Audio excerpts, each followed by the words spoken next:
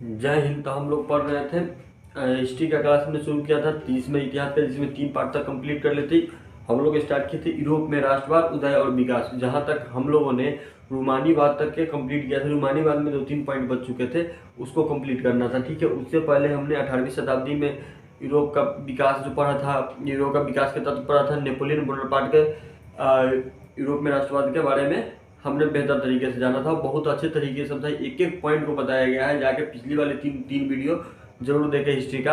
आज बात करते हैं रूमानीवाद में कुछ 2-3 पॉइंट हमारी बच गई थी, जिसके बारे में हम चर्चा करते हैं। बात करें तो रूमानीवाद के, हम राष्ट्रवाद के प्रसार में जो कला और साहित्य से जो मध्यम वर्ग में मध्यम राष्ट्रवादी भावनाओं का पकड़ करने का प्रयास किया गया था, वहाँ तक हम लोगों ने क्या किया था, कंप्लीट किया था। ठीक है, उसके बाद की चर्चा करें तो बात करें जब रूमानीवाद वहाँ भावनाओं को प्रकट करने का प्रयास किया गया, तो उसके बाद क्या किया कि लोक कथा। ठीक है, बात करें किसके सहारा लेकर, लोक कथा,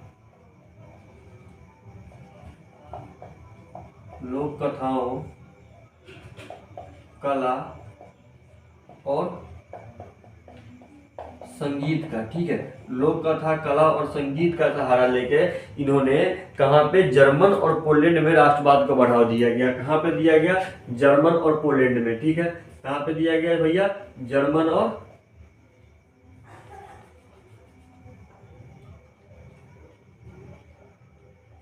और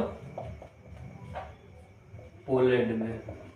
ठीक है, यहाँ पर क्या किया गया, राष्ट्रवाद को बढ़ावा दिया गया। जब राष्ट्रवाद यूरोप के अलावा कहाँ कहाँ पे बढ़ावा दिया गया, जर्मन, लोक कथा, कला और संगीत का ही सहारा लेकर कहाँ पर बढ़ावा दिया गया, जर्मन और पोलैंड में इसका राष्ट्रवाद का बढ़ावा दिया। लेकिन इसकी आगे वाली पॉइंट की बात करें तो चित्रकला में ना, चित्रकला की बात करें, जब चित्रकला इसमें, जब रूमानीवाद में चित्रकला में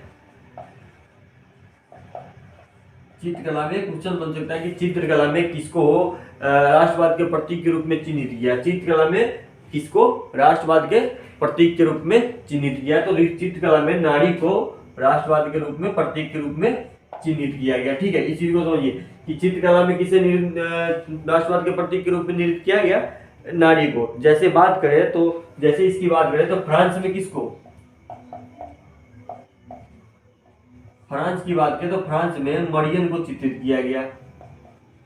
किसको किया गया, मरियन को चित्रित किया गया। ठीक है, फ्रांस में मरियन को चित्रित किया गया।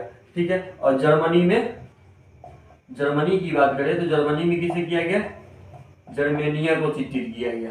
किसके चित्रित किया गया, जर्मेनिया को चित्रित किया गया। ठीक है, इस चीजों को समझ गया कि लोक कथा, कला और संगीत का सहारा लेके यूरोप के राष्ट्रवाद में पोलैंड और जर्मन में इसका राष्ट्रवाद का बढ़ावा दिया गया। राष्ट्रवाद को बढ़ावा दिया गया तो चित्रकला में किसे राष्ट्रवाद के रूप में चित्रित किया गया, नारी को चित्रित किया गया। समझ गया। और जैसे कि फ्रांस में मरियन को और जर्मनी में जर्मेनिया को चित्रित किया गया, इसके बारे में समझ गए। अब बात करते हैं इसके आगे वाला, रूमानीवाद मेरा यहीं पे 2 पॉइंट था, खत्म कर दिया। इसके बाद करते हैं आगे, मेरा जो पांचवा था उदारवादी राष्ट्रवाद। उदारवादी राष्ट्रवाद पांचवा, 4 तक हम लोग कंप्लीट किए थे, 5 चीज बताए थे। पांचवा था मेरा उदारवादी राष्ट्रवाद। क्या था, उदारवादी राष्ट्रवाद। जब उदारवादी राष्ट्रवाद की बात करते हैं ना भैया, जब उदारवादी राष्ट्रवाद की व्युत्पत्ति जो है हुई ना, उदारवादी राष्ट्रवाद की व्युत्पत्ति जो हुई है लैटिन भाषा के लीवर से मानी गई। किससे मानी गई है, उदारवादीवाद की जो व्युत्पत्ति हुई है, उदारवादी राष्ट्रवाद की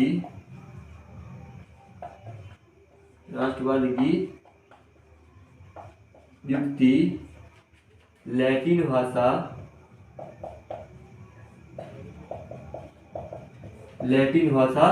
लीवर से लिया गया। किससे लिया गया है, लीवर से लिया गया है,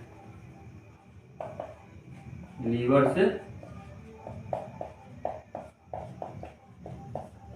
लिया गया है। ठीक है, उदारवादी राष्ट्रवाद की व्युत्पत्ति किस भाषा से लिया गया है, लैटिन भाषा, लीवर से लिया गया है। जब बात करें इसके आगे की, उदारवादी का मतलब क्या होता है और इसके अर्थ की समझो, तो उदारवादी शब्द का अर्थ क्या, अर्थ का मतलब होता है आजादी। इस शब्द का आर्थिक अर्थ क्या है, माने कि लीवर का जो है उसका शाब्दिक अर्थ क्या है, इसका अर्थ जो होगा, इसका अर्थ क्या है, भैया इसका अर्थ क्या है? आजादी। क्या है मेरा? इसका अर्थ है आजादी। ठीक है, इसके बारे में समझ गए कि उदारवादी शब्द की व्युत्पत्ति लैटिन भाषा किससे लिया गया है? लीवर से लिया गया है। इसका शब्द का अर्थ क्या है? आजादी। उदारवादी व्यक्तियों को स्वतंत्रता और कानून की समानता का समक्ष बताता है। किससे बताता है? समानता। उदारवादी जो शब्द है ना, उदारवादी मतलब क्या है? आजादी। आजादी से मतलब क्या हुआ आगे कि पहले जो था उसमें क्या था कि स्वतंत्रता कानून की समक्ष समानता पर बल नहीं था। क्या था? समानता, समान नहीं थे। लेकिन उदारवादी जब आए, जब इनका हुआ तो इन्होंने एक ही चीज कहा कि उदारवादी व्यक्तियों की स्वतंत्रता और कानून की समक्षता, क्या कानून की समानता का बल देते थे। क्या करते थे? उदारवादी जब आए क्या हुआ? स्वतंत्रता और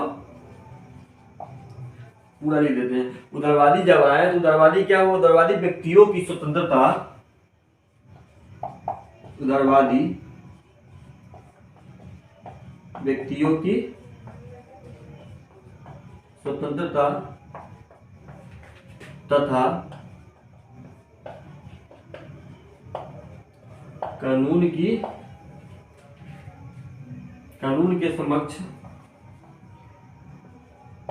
के समक्ष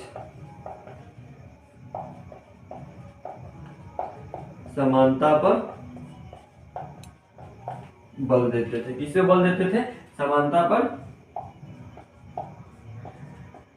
बल देते थे। ठीक है, इसकी बात करें, किसके बल देते थे? समानता पर बल देते थे। कौन देते थे? उदारवादी आपको कानून के सबक समानता पर बल देते थे। ठीक है, इसको आप नोट डाउन कर लीजिए। इसके आगे की बात करते हैं उदारवादी में ही, इसके आगे की चर्चा करते हैं। इसको आप पहले नोट डाउन कर लीजिए।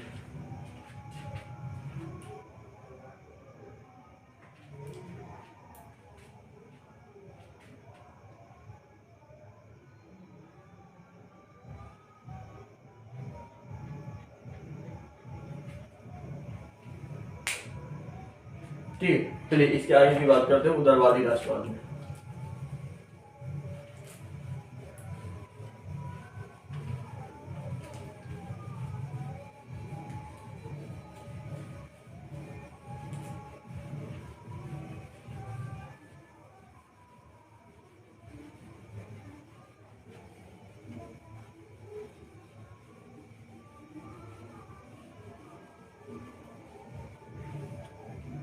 कौन सा था मेरा? उदारवादी राष्ट्रवाद। कितना नंबर? 5वां नंबर था मेरा उदारवादी राष्ट्रवाद। ठीक है, इसमें क्या था कि आपको कानून के समक्ष समानता और स्वतंत्रता और समानता का बल देता था। ठीक है, जब बात करें इसके आगे क्या हुआ, जब फ्रांसीसी क्रांति के बाद उदारवादियों ने क्या किया, जो निरंकुश शासन था, पहले किसका था? राजा का था। इससे पहले किसका? कुलीन का था। उसके बाद क्या था? पादरी वर्ग का था, जिसके हमने चर्चा की थी पिछले वीडियो में।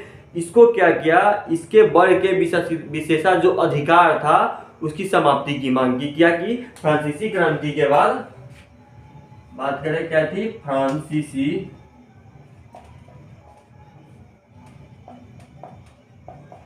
क्रांति के बाद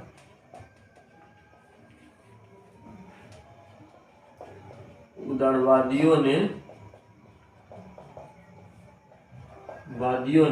फ्रांसीसी क्रांति के बाद उदारवादियों ने निरंकुश राजशाही, उदारवादियों ने निरंकुश राजशाही,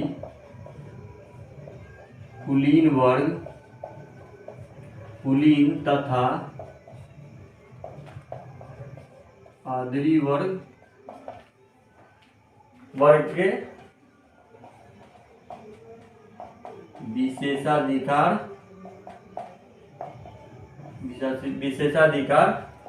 की समाप्ति की मांग की।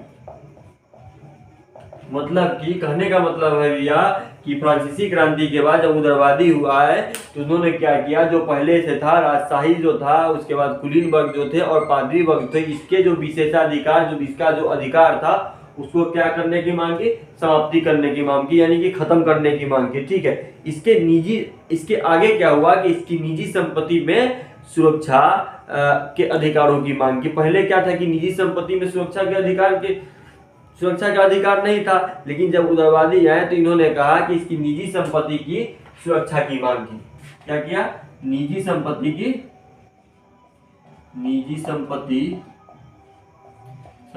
के सुरक्षा के मांग की। ठीक है, किसकी मांग की? निजी संपत्ति के सुरक्षा की मांग की। ठीक है, इसी आधार पर फ्रांस में सिर्फ धनी व्यक्ति को ही मताधिकार दिया गया। मतलब कि जब निजी संपत्ति सुरक्षा, संपत्ति किसके पास होगा? इस संपत्ति किसके पास होगा? धनी व्यक्ति के पास। धनी व्यक्ति के पास जो था, इसी आधार पर फ्रांस में क्या हुआ कि इसी के आधार पे जो धनी व्यक्ति थे वो सिर्फ धनी व्यक्तियों को ही, मध्यम वर्ग, गरीब, ये सब के नहीं, सिर्फ धनी व्यक्ति को ही मताधिकार दिया गया। मतलब कि इसके बाद इसी आधार पर क्या किया गया? इसी आधार पर फ्रांस के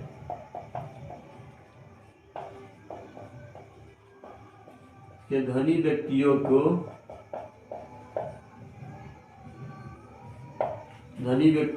ही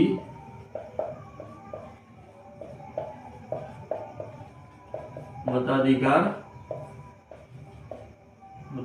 की, धनी व्यक्तियों को ही क्या किया गया? मताधिकार दिया गया। मतलब कि सिर्फ धनी व्यक्ति को ही निजी संपत्ति की क्या की गई?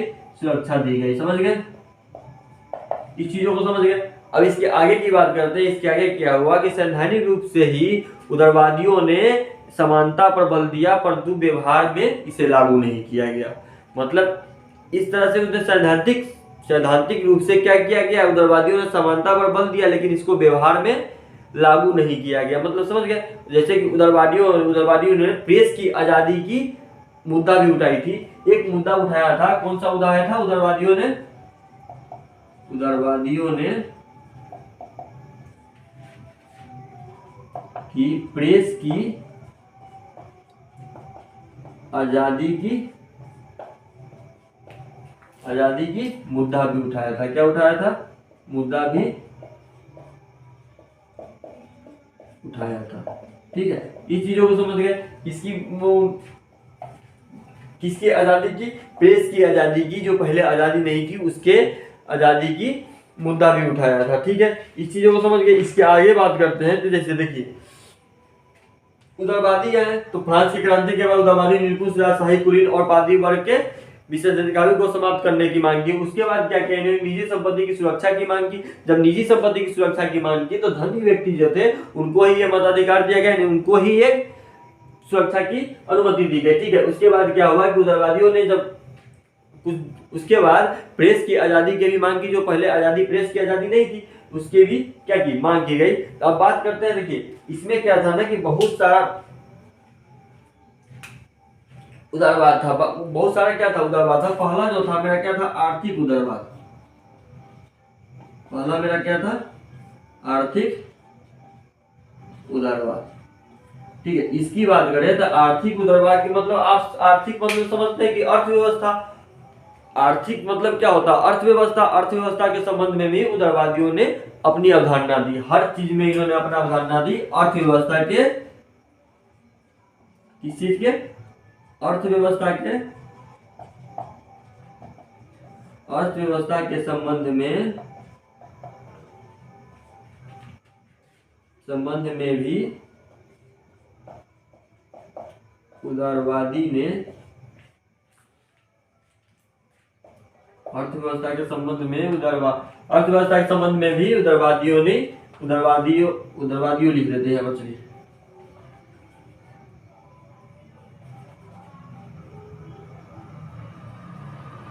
उदारवादियों ने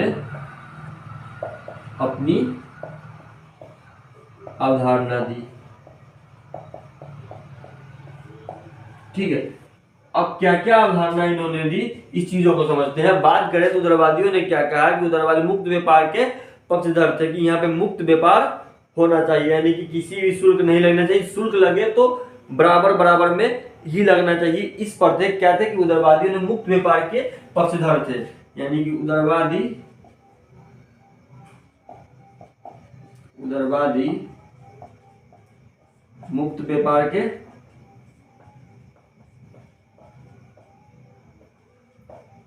पक्षधर थे। ठीक है, देखिए एक एक पॉइंट को बताएंगे, एक एक चीज को बताएंगे, कोई ऐसा पॉइंट नहीं होगा जो आपको मिस होगा, एक भी पॉइंट आपका मिस नहीं होने देंगे, क्योंकि और ये सब सारे क्वेश्चन बनते हैं हर एग्जाम में। ठीक है, तो इस पे विशेष ध्यान दें। क्या था कि उदारवादी मुक्त व्यापार के पक्षधर थे। ये चाहते क्या थे कि ये चाहते थे कि सारा मुक्त व्यापार क्या हो, मुक्त हो, और जहां पर भी कर लगता है तो उसको बराबर बराबर में लगे। इसकी चर्चा करेंगे कहाँ कहाँ पे कर लग रहा है, इसके इसी में ही चर्चा करेंगे थोड़े कुछ आगे पॉइंट में, यानी कि इसी पॉइंट की बात करते हैं। तो इसके बाद में क्या हुआ कि वो चाहते थे कि बाजार के आर्थिक गतिविधियों को राजकीय नियंत्रण की विरोधी थे। यानी कि आर्थिक गतिविधि जो होती थी ना, उसमें क्या था कि ना हर राज्य का अपना एक नियंत्रण था। ठीक है, ये चाहते थे कि वो गतिविधियों को हटा दिया जाए, यानी कि आर्थिक गतिविधियों के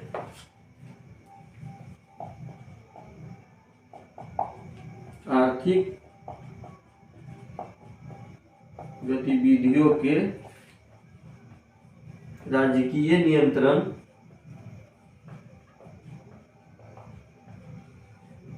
नियंत्रण के विरोधी थे। ठीक है, क्या थे, राजकीय नियंत्रण के विरोधी थे। यानी कि जिस मतलब कहने का मतलब है कि हर एक राज्य का अपना अपना कर था, अपने अपने शुल्क थे, एक जैसा शुल्क नहीं था। बात करें कि जैसे कि अभी के समय की बात करें, जैसे बिहार का कोई अपना शुल्क है, दिल्ली का कोई अपना शुल्क है, यूपी का कोई अपना शुल्क है, इस तरह से पहले शुल्क था। ठीक है, इसके खिलाफ था ये उदारवादी जो थे, इनके क्या थे, खिलाफ थे। वो चाहते थे कि बाजार और सरकारी नियंत्रण से मुक्त हो तथा बिना राजकीय हस्तक्षेप अथवा नियंत्रण की पूंजी का आगमन हो। यानी कि व्यापार, वो चाहते थे कि व्यापार और सरकारी नियंत्रण क्या चाहते थे कि व्यापारी या सरकारी नियंत्रण,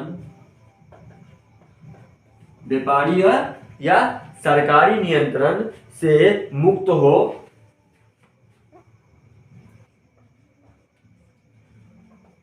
हो तथा सरकारी नियंत्रण से मुक्त हो तथा बिना राजकीय हस्तक्षेप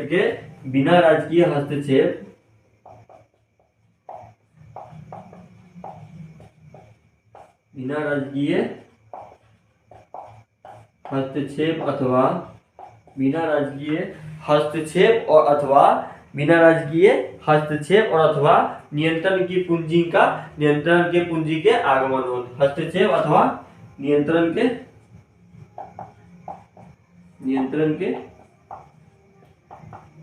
पूंजी का आवागमन हो।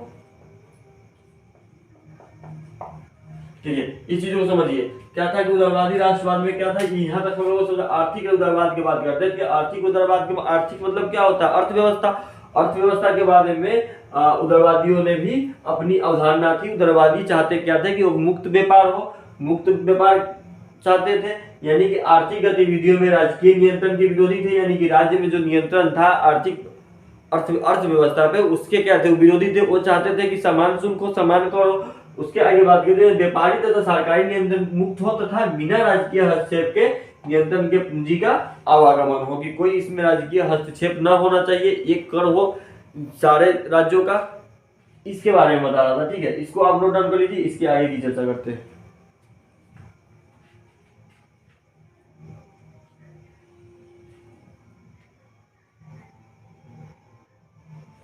देखिए, इसमें एक और चीज पहले लिख लेते हैं कि इसमें एक और पॉइंट लिख लेते हैं। उसके बाद जैसे कि मध्यम वर्ग जो थे, क्या थे, इसकी एक और पॉइंट लिख लेते हैं कि मध्यम वर्ग जो थे, इसमें उदारवाद, जब ये पूंजी का आगमन के बारे में जब बात हुआ तो जो मध्यम वर्ग थे, मध्यम वर्ग ने सशक्त रूप से इस मांग को रखा। किसने रखा, मध्यम वर्ग ने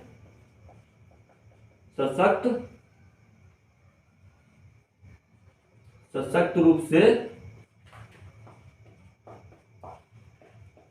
इस मांग को रखा। ठीक है, इस चीजों को समझ के क्वेश्चन रखा, मध्यम वर्ग ने सशक्त रूप से इस मांग को रखा। ठीक है, इसको नोट डाउन कर लीजिए, इसके आगे की चर्चा करते हैं।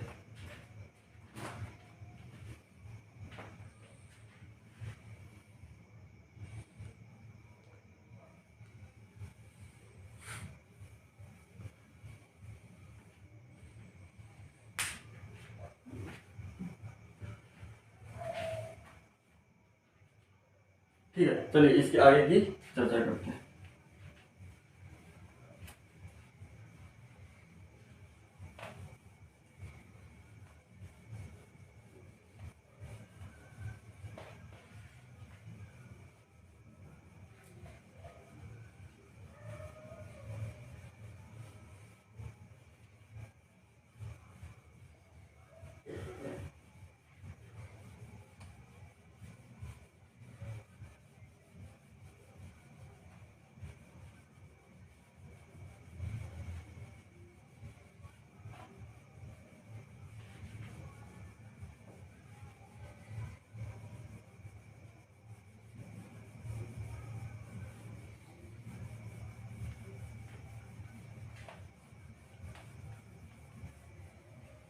चलिए देखिए, इसके ना कुछ कारण थे, इसके जो प्रमुख कारण थे उसको बारे में बात करते हैं। इसके कुछ प्रमुख कारण थे, ठीक है। इसके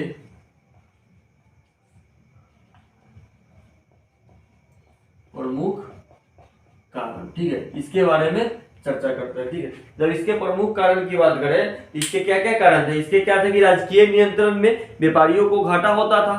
पहला कारण था कि राजकीय नियंत्रण में क्या होता था, व्यापारियों को घाटा होता था। यानी कि राजकीय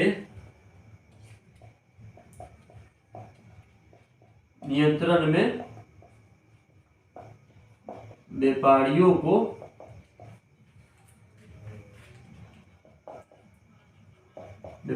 घाटा होता था। ठीक है, व्यापारियों को क्या होता था, घाटा होता था। घाटा इसलिए होता था कि एक तो जो व्यापारियों का जो सामान था वो कम दामों का था, ऊपर से क्या था, इसके कर वसूले जाते थे हर राज्यों में। अगर एक राज्य दो तीन राज्य जाना हो तो इसके क्या होता था, कर ज्यादा लगता था, सामान का दाम कम था, इसलिए व्यापारियों को क्या हो जाता था, घाटा हो जाता था जब सामान वो देने जाते हैं। ठीक है, लेकिन एक कर होता था ना, इस किसने लगाया था, इसे पिछले वाली वीडियो देखे होंगे तो आपको पता होगा, नेपोलियन द्वारा स्थापित जर्मन महासंघ में प्रत्येक राज्य की अपनी एक मुद्रा बनाई गई थी। क्या बनाई गई थी, एक मुद्रा बनाई गई थी।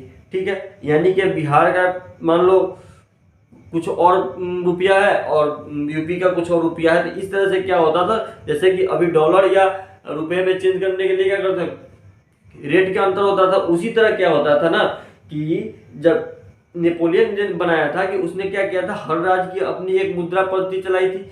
इसे पिछले वाले वीडियो में हम लोगों ने पढ़ा था कि नेपोलियन ने ही अपनी एक पद्धति चलाई थी। तो इसके बारे में देखें कि नेपोलियन द्वारा स्थापित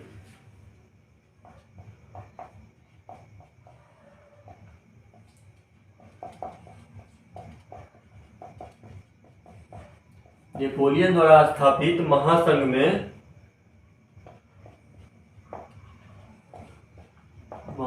में हर राज्य को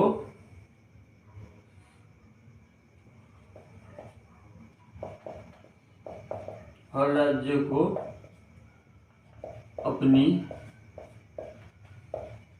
मुद्रा चलाई थी। किसने चलाई थी, हर राज्यों की अपनी एक मुद्रा किसने चलाई थी, नेपोलियन ने चलाई थी। ठीक है, किसने चलाई थी, और नाप तोल की, और इसमें मुद्रा तो अलग था ही, इसमें एक और चीज अलग था। एक और चीज क्या था, नाप तोल की जो प्रणाली थी वो ही अलग थी। हर राज्यों की क्या थी, नाप तोल की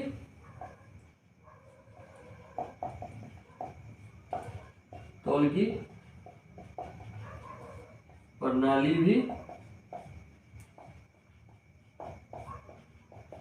अलग थी। बात करें नाप तोल की प्रणाली की, जैसे कि मान लीजिए समझने के लिए कि अगर यहाँ पर 200 ग्राम है, वहां पर जाओगे 150 हो जाएगा। इस तरह से क्या थी, हर राज्यों की अलग अलग अपनी मुद्रा थी, रुपया थी, अलग अलग नाप तोल की प्रणाली थी।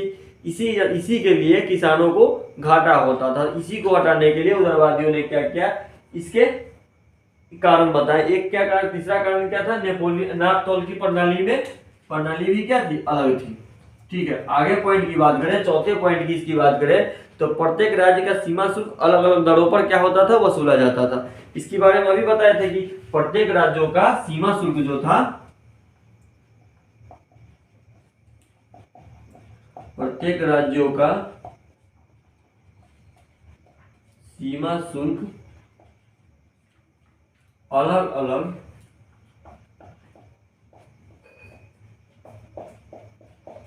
अलग अलग दरों पर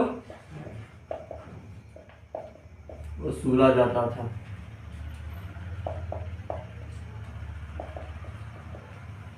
अलग अलग दरों पर क्या किया जाता था, वसूला जाता था। ऐसी परिस्थिति में व्यापार वाणिज्य का विकास का अवरोध था। जो व्यापार वाणिज्य कौन था, उदारवादी थे। इसी इसी इसी परिस्थिति में कि कौन अवरोधक था, व्यापार वाणिज्य।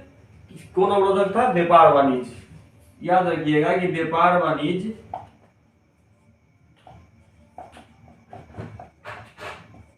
इसके अवरोधक थे। ठीक है, क्या थे, अवरोधक थे। ठीक है, इस चीजों को समझ गए। अब मध्यम वर्ग के अंतर्गत वाणिज्य विकास। मध्यम वर्ग के अंतर्गत कौन वर्ग आता था, वाणिज्य वर्ग आता था। यानी छठा नंबर, यानी कि मध्यम वर्ग के अंतर्गत, मध्यम वर्ग के अंतर्गत वाणिज्य वर्ग आता था। ठीक है, इस चीजों को समझ गए। इसके कारण क्या क्या थे, इसको बदलने की जरूरत क्या क्या था, इस चीजों को समझ गए। देखिए क्या हुआ ना, इसके बाद व्यापार वाणिज्य का अवरोधक था। मध्यम वर्ग इसके व्यापार वाणिज्य वर्ग के अंतर्गत आते थे। लेकिन इसके आगे क्या हुआ कि एक ऐसे एकीकृत क्षेत्र की मांग कर रहा था ना, कि जहां अबाध गति से व्यापारिक गतिविधियां चलाई जा सके। यानी कि अबाध मतलब क्या होगा कि कोई सब जिसका शुल्क हो, सीमा शुल्क से लेकर सारे राज्यों का क्या हो, बराबर हो। एक ऐसी क्षेत्र की मांग कर रहा था उदारवादियों ने कि अबाध गति से व्यापारिक गतिविधियों का क्या किया जाए, चलाई जा सके। ठीक है, और ऐसा प्रयास कब किया गया, 1834 में किया गया। यह प्रयास कब किया गया, प्रयास 1834 में प्रयास किया गया। ठीक है, प्रयास क्या किया गया कि एक महासंघ का गठन किया गया। ठीक है, एक महासंघ का गठन किया गया। पर्सा ने एक शुल्क संघ का गठन किया गया। ठीक है, एक शुल्क संघ का गठन किया गया जिसका नाम था जोल्बेराइन। जो शुल्क संघ ने, पर्सा ने किसने गठन किया था, पर्सा ने एक शुल्क संघ का गठन किया था। पर्सा ने एक शुल्क संघ की स्थापना की जिसका नाम क्या था, शुल्क संघ का क्या नाम था, जोल्बेराइन। क्या था, जोल्बेराइन। क्या था, जोल्बेराइन नाम की एक संघ की स्थापना की गई। और इसमें क्या किया गया, जर्मन अर्थशास्त्री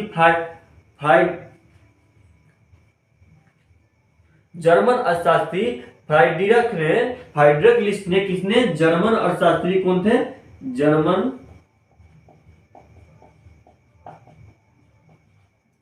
अर्थशास्त्री कौन थे, फ्राइडरिख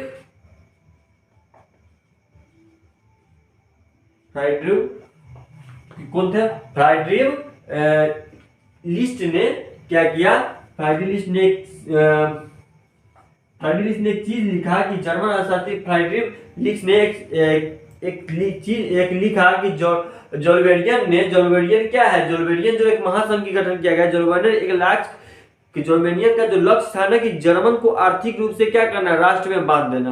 क्या था, जोल्बेरियन का क्या लक्ष्य था, लक्ष्य बात करें, जो महासंघ थे जोल्बेरियन जिसकी स्थापना की गई थी, जोल्बेराइन का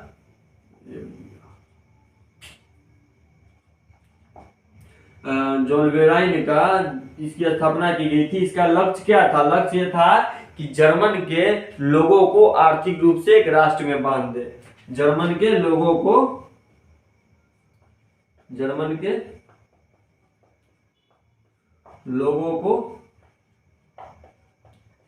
आर्थिक रूप से राष्ट्र में बांध दे। ठीक है, इसका लक्ष्य था, जोल्बेरियन का क्या लक्ष्य था कि इसके जर्मन के लोगों को आर्थिक रूप से एक राष्ट्र में बांध दे। देखिए इसके बाद क्या हुआ ना कि मुक्त आर्थिक व्यवस्था की राष्ट्रीय भावनाओं का उत्पन्न होने का एकमात्र जरिया था कि इसी अनुसार ना हम मुक्त आर्थिक व्यवस्था को राष्ट्रवाद के भावनाओं को हम उत्पन्न कर सकते हैं कि एकमात्र जरिया यही था कि व्यापारी पूरे क्षेत्र में अनावश्यक शुल्क देने से बच गए। यानी कि जब ये लागू किया गया तो इसमें क्या हुआ, फायदा ये हुआ कि जो शुल्क लगता था ना व्यापारी, अन्य राज्यों में जो शुल्क लगता था, राज्यों के शुल्क देने से बच गए। ठीक है, समझ गए इस चीजों को। यानी ये कहने का इसके कारण क्या कहते हैं, राजकीय निर्णय व्यापारी को घाटा होता था, सबसे पहला कारण था कि जो नेपोलियन ने जिसे लगाया गया था, नेपोलियन द्वारा स्थापित महासंघ के राज्यों को अपनी अपनी क्या चलाई गई, एक मुद्रा चलाई गई थी। हर राज्यों की अलग एक मुद्रा थी, नाप तोल के प्रणाली भी अलग था। इसमें क्या था, प्रत्येक राज्यों का सीमा शुल्क अलग अलग दरों पर वसूला जाता था। एक राज्यों की एक सीमा शुल्क नहीं था, यानी कि एक राष्ट्र का सीमा शुल्क नहीं था। ठीक है, वो हर राज्य का अपनी एक अलग सीमा शुल्क था। ठीक है, इसमें क्या था, व्यापार वाणिज्य क्या थे, अवरोधक थे। मध्यम वर्ग किसके अंतर्गत आते हैं, वाणिज्य वर्ग के अंतर्गत आते हैं। 1834 में इसका एक प्रयास किया गया कि इसको शुल्क को खत्म करने के लिए क्या उसको बोलते हैं, जो इसको सीमा शुल्क लगते थे, जो एक कठिनाइयां थी, इसको खत्म करने के लिए 1834 ईस्वी में पर्सा के एक शुल्क संघ की स्थापना की गई, जिसका नाम क्या था, जोलबेराइन। जोलबेराइन एक जर्मन अर्थशास्त्री थे, फ्राइड्रिख लिख ने इन्हें क्या लिख दिया कि जोलबेराइन का एक लक्ष्य है कि पूरे जर्मन के लोगों को आर्थिक रूप में राष्ट्र में बांध देना। ठीक है, इसके बाद क्या होगा, जब ये लागू किया गया तो व्यापारी जितने भी थे उसने राज्यों को सीमा शुल्क देने से क्या हो गया, बच गया। ठीक है, इस चीजों को समझ गए, इसको नोट डाउन कर लीजिए, इसके आगे की चर्चा करते हैं।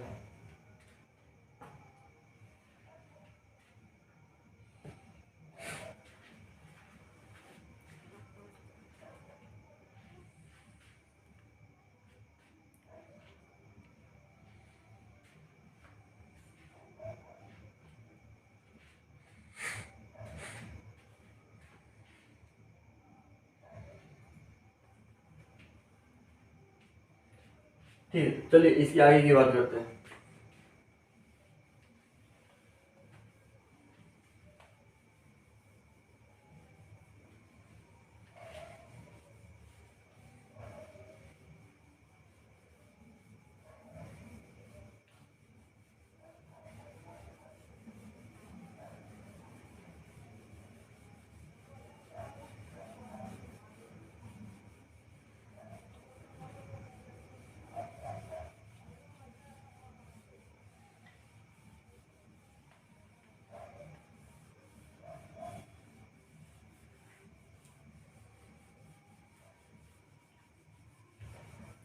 ठीक है, जब ये हो गया ना तो इसके बाद क्या होगा ना, इसका इतने चीज होने के बाद, सारे कर हटाने के बाद, हर चीज जो जो कठिनाइयां थी उसको खत्म करने के बाद, इसका जो विकास हुआ ना, इसकी विकास की बात करें, इसका जो विकास हुआ,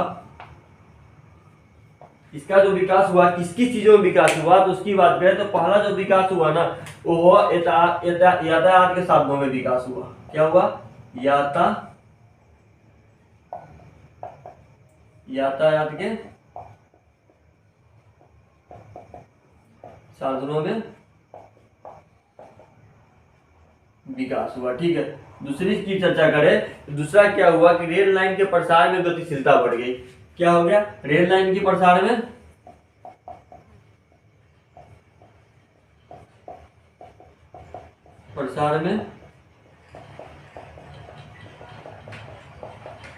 गतिशीलता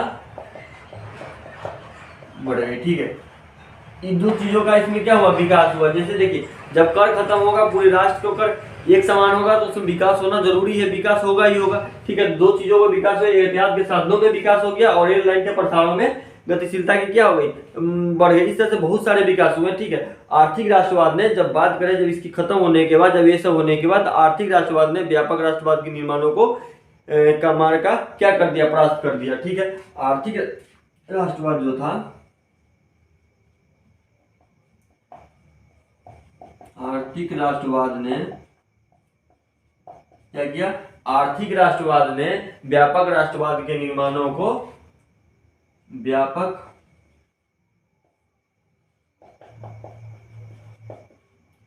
राष्ट्रवाद के निर्माण के मार्ग को क्या कर दिया गया, परास्त कर दिया गया। ठीक है, समझ गए चीजों को, इस चीजों को समझ गए, क्या कर दिया गया, परास्त कर दिया गया। ठीक है, यानी कि हम लोगों ने यहाँ आर्थिक उदारवादी राष्ट्रवाद जो मेरा 5वां था इसे खत्म किया। कल इसके आगे की चर्चा करेंगे। ठीक है, आज के लिए इतना ही। और बात करें इसके पीडीएफ का, तो इसके पीडीएफ के लिए आपको टेलीग्राम मेरा चैनल है अनमोल ठाकुर रिसर्च सेंटर। ठीक है, अनमोल ठाकुर रिसर्च सेंटर, आप टेलीग्राम में जाकर इसको ज्वाइन कर सकते हैं। किसका, टेलीग्राम का। ठीक है, बात करें फेसबुक पेज भी है, यानी कि फेसबुक पेज की बात करें तो फेसबुक पेज भी मेरा इसी नाम से है। ठीक है, वहां पर भी जाके आप ज्वाइन कर सकते हैं। वहां पर पीडीएफ आपको पर डे हर वीडियो का पीडीएफ वहां पर आपको मिल जाएगा। ठीक है, टेलीग्राम पे आपके हर वीडियो का पीडीएफ उपलब्ध कराया जाता है। ठीक है, वहां से आप जाके इस चैप्टर का जब तक आज तक की जितनी पढ़ाई हुई है उसका पीडीएफ ले सकते हैं। ठीक है, और ज्यादा से ज्यादा शेयर कीजिए, सब्सक्राइब कीजिए, लाइक कीजिए। आज के लिए जय हिंद।